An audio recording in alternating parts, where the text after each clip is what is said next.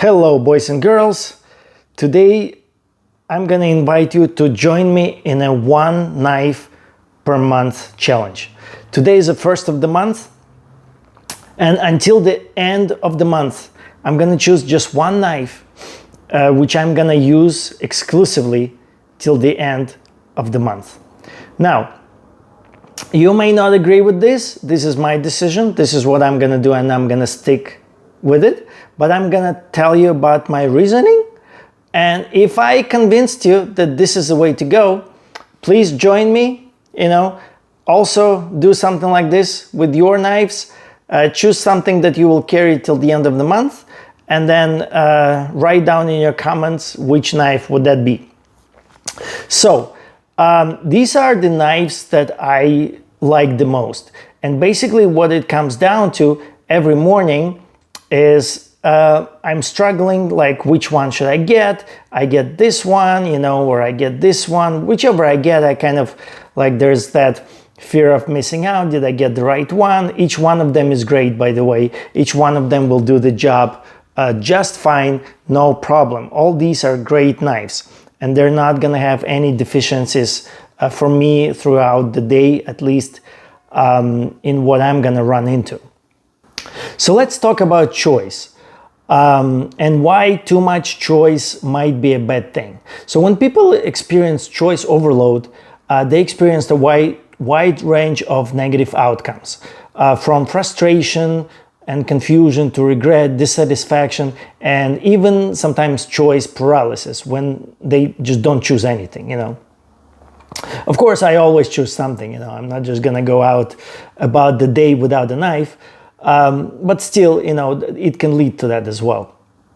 Having too many options can make us feel overwhelmed, trying to sort through all the information to find the best option, and we run into, it takes a lot of energy, so to speak.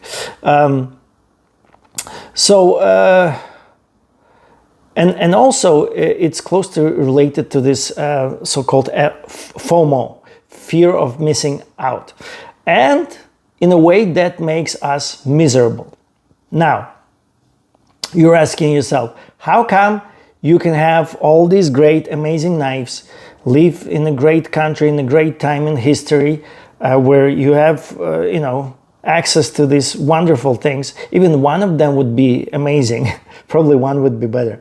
And you can have miserable feelings inside. Why having too many choices makes us miserable?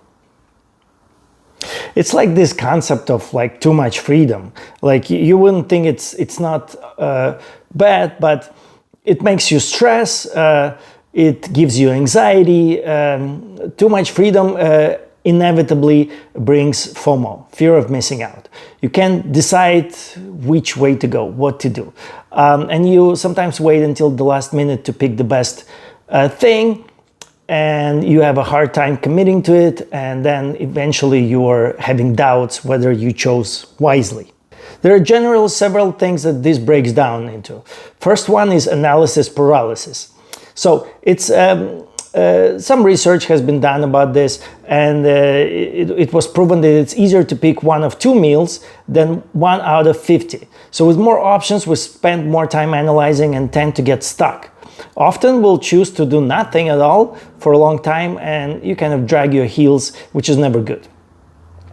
Another thing is anticipated regret. Like, even if you have all these great choices, but there are a lot of options, and it seems that you should be able to find the perfect one, but it's wrong, because perfect doesn't exist in real life. Anything you choose is gonna have, good and bad, plus and minus, as they say. And you face immense pressure to get each choice right, Another thing is post-decision regret. So if you imagined a perfect choice, it sticks with you long after you've decided. So no matter what you pick, if you had too many options, at the time when you made your call, you'll more than likely regret the choice later. And you will also think it's your fault. Obviously, the feeling of fault associated with guilt, like, why Why do we have to suffer like this? Also, there's a thing called escalated expectations. So the more choice we have, the higher our expectations become. Objectively, we have to be able to pick a pair of better fitting jeans out of a selection of 10 rather than just of 3, but subjectively, we can still feel worse because our expectations have risen even more in comparison. So with 10 pairs available, better isn't enough. You want it to be perfect. And of course, in the world of knives, there are millions, well, maybe not millions, but a lot. It's way more than 10. But it's not 2 that we're choosing out of. It's like today I'm going to choose out of 5. So all these conditions put a lot of psychological pressure on us. FOMO is at the heart of modern day unhappiness. Think about what people were experiencing even like 50 years ago. You come to a store and there's like one type of milk, sometimes 2, like regular milk, chocolate milk. You come in right now, there's like the cheese aisle is never ending. If you remember that Borat movie, the Borat is going down the aisle and asks like, and what is this? That's cheese. And what is this? That's also cheese. And what is this? And it just doesn't end, So yeah, and for some people it balloons into a full-blown existential crisis. And instead of constantly solving this, we should just fight the root cause.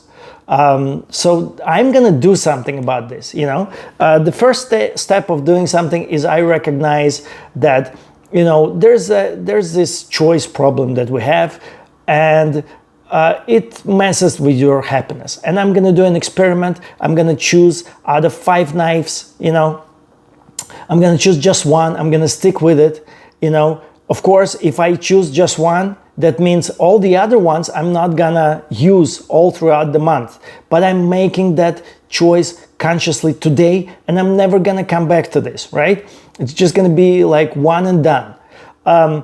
In a way, you may think, oh, you're missing out on all these other knives, but not. It's gonna allow me to intimately learn something about my knife. It's gonna take away all this choice anxiety that I would otherwise feel. And all these knives are good in their own way. None are perfect. Nothing is like the best. Let's say this one is a very nice, gentlemanly knife. It's a new BAC USA limited run of 1,000 pieces in Magna Cut with 501 Larian. Coco Bolo handles very nice, very dignified design in Magna Cut steel, made in conjunction with Thomas Larian, the inventor of Magna Cut.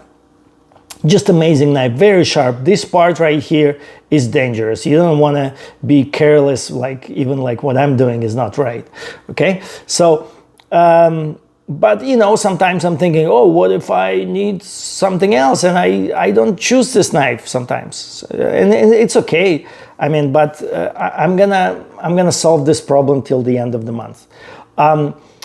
And by the way, if you're not watching this on the first of the month, you can do this on any day of the month. You can just choose to do one knife till the end of the month. Let's say if you have 2 weeks left or 3 weeks left, 5 days left, whatever, just give it a try, see if it makes you feel better or worse. If you have less anxiety or more anxiety. How do you feel overall happiness? Honestly, Boy Scouts, they have one knife. It's a crappy knife with crappy steel, and they're happy to use it, and they remember it all life long, And that's how Victorinox has this loyal following, because they just throw in, those Victorinox knives at the young boys, and those Victorinox are dear to those boys for life. And that's just because they get time to spend with their knife intimately. So all these knives are kind of like, I have more knives than these, but these are like at the top of my list, right? If you have more things at the top, if any one of these things can be potentially your daily knife, like tomorrow you wake up and you can potentially choose any one of these because they're all like good for you right now. Like that's how you feel choose all of those knives and just choose one out of these 5. I'm not gonna choose this consciously. I'm gonna let chance do the decision for me, right? So this one is Presidio in CF Elite. Amazing knife. I love this knife. I love this finish. This finish is gorgeous. If you can see it, it's called satin. Technically, it's not as fancy or whatever. It's the best looking finish Benchmade has ever done. I don't know if this is gonna translate. I've seen photos of this knife and I was never impressed until I held it in my hand. Anyway, and it's a very capable knife. It's got you know, good steel and everything. So this next one is this Benchmade bailout in a 3V steel. It's a coated blade because this steel is non-stainless, and it's Griever scales. This knife is amazing. It's the only knife that's lighter than the Benchmade Narrows, right? And I urge you to try this one before you try the aluminum one, because the aluminum one is heavier than the Narrows. This one is lighter by a bunch. Obviously the Narrows, just love this knife. It's impossible not to love it. This is this knife is in the history books already. You will never hear the end of this knife. This is Benchmade has created something really special with this one. It's the Osborne, it's the Griptilian. It's one of the greats, and you will see it. And last but not least, another one of my favorites, this mini Adamas in carbon fiber and MagnaCut steel. I don't need to explain to you guys that this is amazing knife. All of these are. The only thing is I don't like coated blades, so that's why I never use this one. But today I'm committing to, if this is going to be the choice, I'm going to be happy with any one of these knives. But if this one particularly is going to be a choice, I'm going to just work on accepting the fact that, you know, it's a coated blade, the coating wears out, and I'm just going to process those different anxiety emotions through me and kind of learn to use a coated blade and kind of breathe as you see all those scratches appearing on the blade, which usually what hinders my ability to use those. I like non-coated blades, but if it comes up, I will choose this one. So those are the 5 knives. And then for the multi-tool, I already made a choice because it's a non-choice for me right now. I'm just really enamored with this free P4. I cannot put it down. So for multi-tool, there's no contestant for me. I just chose this because I don't want any other multi-tools to outwin this one. But with the knives, it's not so simple for me. I really I need help. I don't like that fear of missing out. I don't like that choice anxiety. I don't like to go through the you know, specifications in my head every morning about the weight, about what I'm gonna do today, about anything. Any of these knives can handle anything that I will encounter throughout the day, no problem. So if you guys are ready, let's let the fate to do the decision for me, and let's see which knife I'm gonna be stuck with till the end of the month. Alright, you guys, this is a setup. So I have my scientific egg. It's a musical egg, it's plastic. And you just spin it around and you let the fate decide which knife you're gonna be carrying for the rest of the month. Of course, you still own all the rest of the knives. They're never gonna run away, but you're just committing to having one of these in your pocket. You're not gonna think about it. You're gonna put it in the same place at night, picking up in the same place in the morning. You're not gonna think about this. You're just gonna use it, whatever the choice may be. So I don't want to do it too many times. I don't want to show you how this egg works. It might slide to some direction, but it will end up at a certain, it will point to a certain knife. So whichever it's going to be, that's what I'm going to stick with. Another thing is, what am I trying to say? So let's say if it's in between the two knives, right? If it's in between these two, just choose the one you want, okay? That's your freedom, but still you have to commit to that one. Choose whichever one and commit to that one. The effects are going to be the same.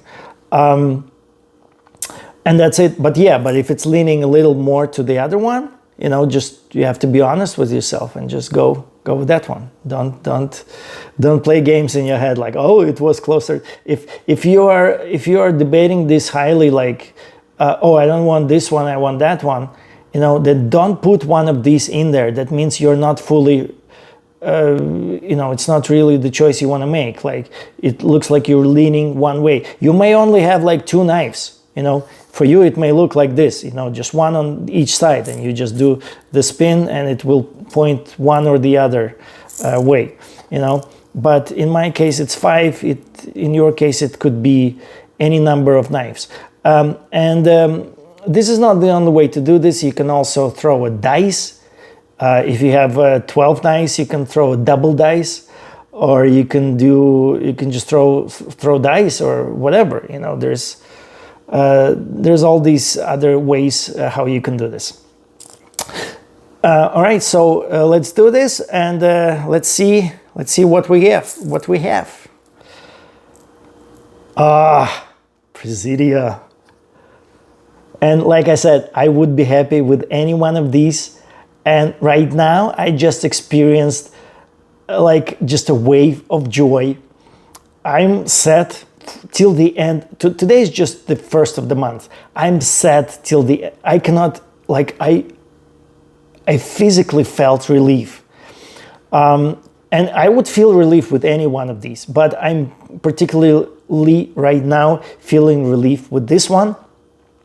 I'm only gonna touch or use another knife if I'm gonna be doing some reviews for the channel.